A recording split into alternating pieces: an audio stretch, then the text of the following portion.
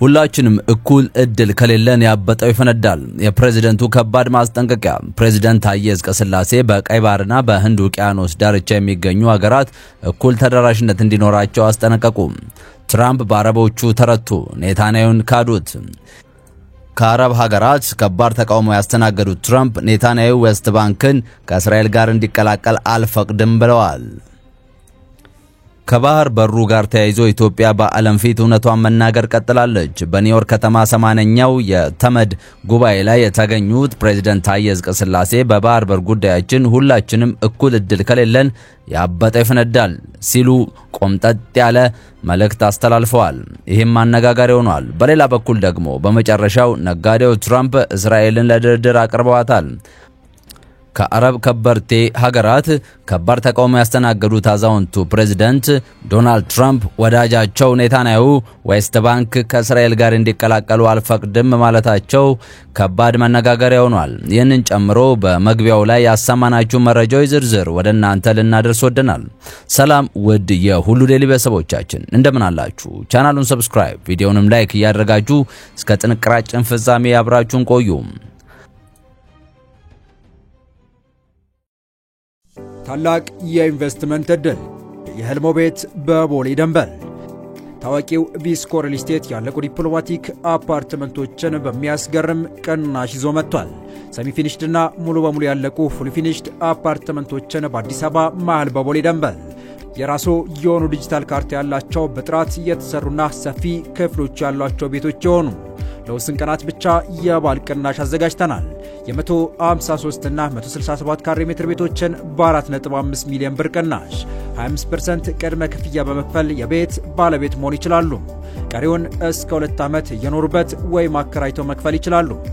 ቢኖሩበት በምቾት ቢያከራዩት ለዲፕሎማቶች በዶላር መልሰው ቢሸጡ ደግሞ ከፍተኛ ትርፍ ያገኛሉ። አፓርትመንታችን ሰፊ ሎቢ፣ የቆሻሻ ማስወገጃ ቦታ፣ የደህንነት ካሜራዎች፣ በቂ የመኪና ማቆሚያ እና የመሰብሰቢያ አዳራሽ ያለው ሰፊ ቴራስ ይዟል። የህልሞ ቤት ዛሬውኑ ይጠብቆታል። ለበለጠ መረጃ በ0985 51 8379 ወይም በ0972 46 9774 ይደውሉ። ቪስኮ ሪል ስቴት። በአዲሱ ዓመት በዲፕሎማሲ ረገድ በዋናነት የባህር በር ጉዳይ ስራ ላይ መተኮር እንዳለበት የተለያዩ ባለሙያዎች እየገለጹ ይገኛሉ።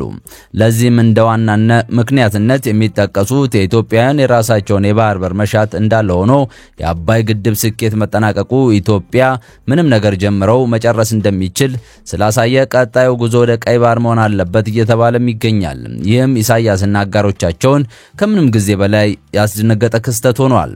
ኢትዮጵያ በቀይ ባህርና በህንድ ውቅያኖስ ዳርቻ ለሚገኙ ሁሉም ሀገራት እኩል ልማትና ደህንነትን ለማረጋገጥ ሁሉን አቀፍ አካሄድ ትከተላለች ሲሉ ፕሬዝዳንት ታዬ አጽቀሥላሴ ተናግረዋል።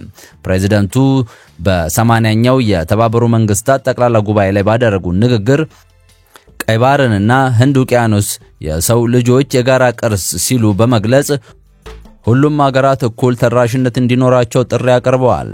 አያይዘውም ከፍተኛ ባህርን የሰው ልጅ የጋራ ቅርስ አድርጎ የሚገልጸውና ሁሉም ሀገራት በእኩልነት የመጠቀም መብትን የሚያረጋግጠው የዓለም አቀፍ ህግ እውን መሆን አለበት ሲሉ አጽንኦት ሰጥተዋል።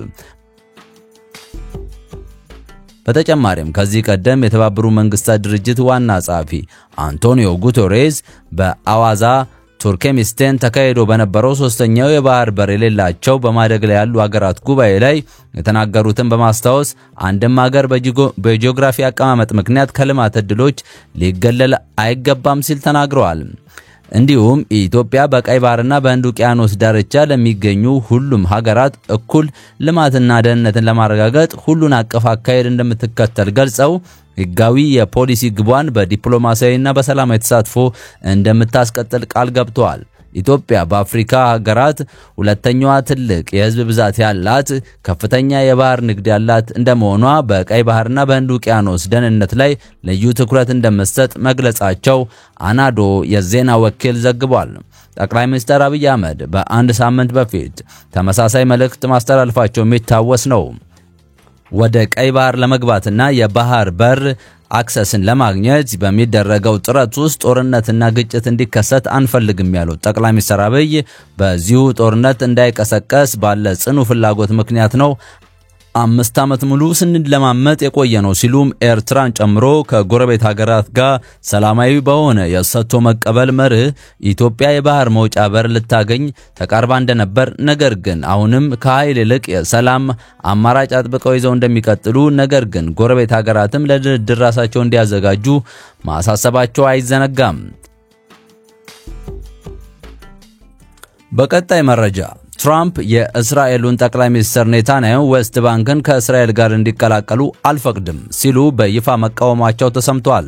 እንደ አልጀዚራ እና ኒውዮርክ ታይምስ የመሰሉ ዓለም አቀፍ ሚዲያ የትራምፕ አዲስ አቋምን ተከትለው ነጋዴው ትራምፕ እስራኤልን ለድርድር አቅርበዋታል ሲሉ የትራምፕን ውሳኔ ለእስራኤል ታላቅ ውድቀት መሆኑን እየዘገቡ ነው። ከአረብ ሀገራት ከበርቴ ሀገራት ከባድ ተቃውሞ ያስተናገዱት አዛውንቱ ፕሬዝዳንት ዶናልድ ትራምፕ ወዳጃቸው የእስራኤሉ ጠቅላይ ሚኒስትር ኔታንያሁ ዌስት ባንክን ከእስራኤል ጋር እንዲቀላቀሉ አልፈቅድም ማለታቸው በእስራኤል እንደ ክህደት እየታየባቸው ይገኛል። የዩናይትድ ስቴትስ ፕሬዝዳንት ዶናልድ ትራምፕ ቤንያሚን ኔታንያሁ በእስራኤል ወረራ ስር ያለውን ዌስት ባንክን ወደ ግዛታቸው እንዲያቀላቅሉ አንፈቅድም አሉ።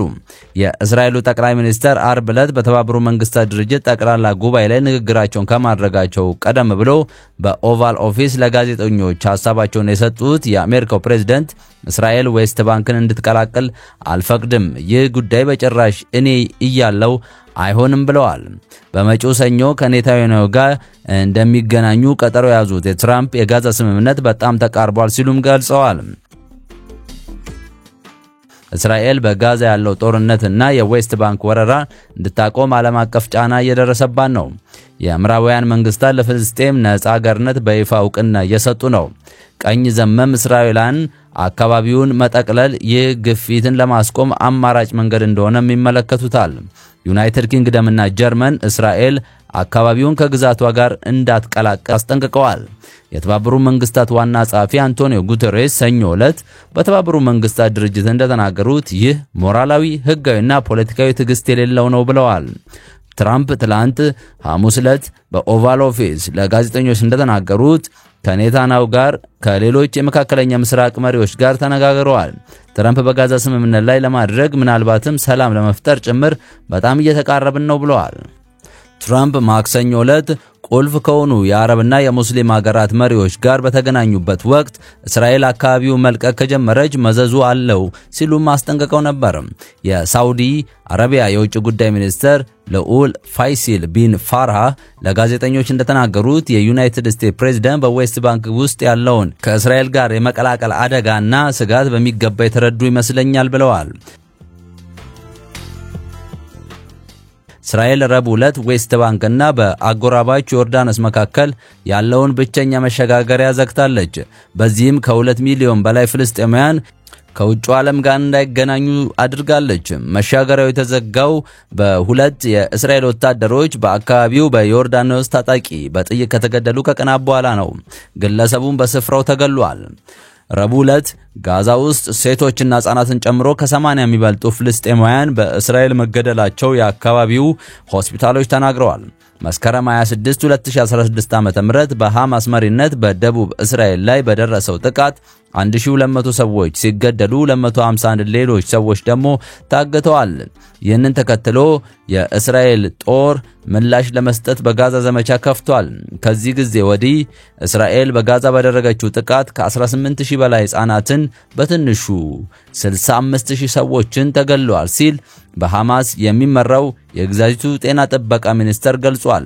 በተባበሩት መንግስታት የሚደገፈው የተቀናጀ የምግብ ዋስትና ደረጃ ምገባ በነሐሴ ወር እንዳስታወቀው በመላ ጋዛ ውስጥ ከግማሽ ሚሊዮን በላይ የሚሆኑ ሰዎች ለረሃብ፣ ለችግርና ለሞት የሚጋለጡ አሰቃቂ ሁኔታዎች እያጋጠማቸው መሆኑን ገልጿል።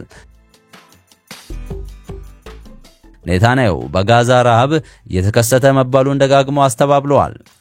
የተባበሩት መንግስታት ድርጅት አጣሪ ኮሚሽን እስራኤል በጋዛ ፍልስጤም ላይ የዘር ፍጅት ወንጀል ፈጽማለች ቢልም የእስራኤል የውጭ ጉዳይ ሚኒስትር ያዛባና ሐሰት በማለት ውድቅ ያደረገ ሲሆን እስራኤል ጦርነቱንና ወረራውን እንድታቆም ከፍተኛ ግፊት እየተደረገባት ቢሆንም ጠቅላይ ሚኒስትር ኔታንያሁ ግን ለፍልስጤም የሀገርነት ዕውቅና መስጠት እብደት መሆኑን ገልጸው ፍልስጤም የምትባል ሀገር አትመሰረትም ሲሉ መዛታቸው ይታወቃል። የተወደዳችሁ የቻናላችን ቤተሰቦች ለዛሬ ለእናንተ ይመጥናሉ ብታደምጧቸው ታተርፉበታላችሁ ብለን የመራረጥንላችሁን ዕለታዊ መረጃዎች እስካሁን ያደመጧቸው ነበሩ።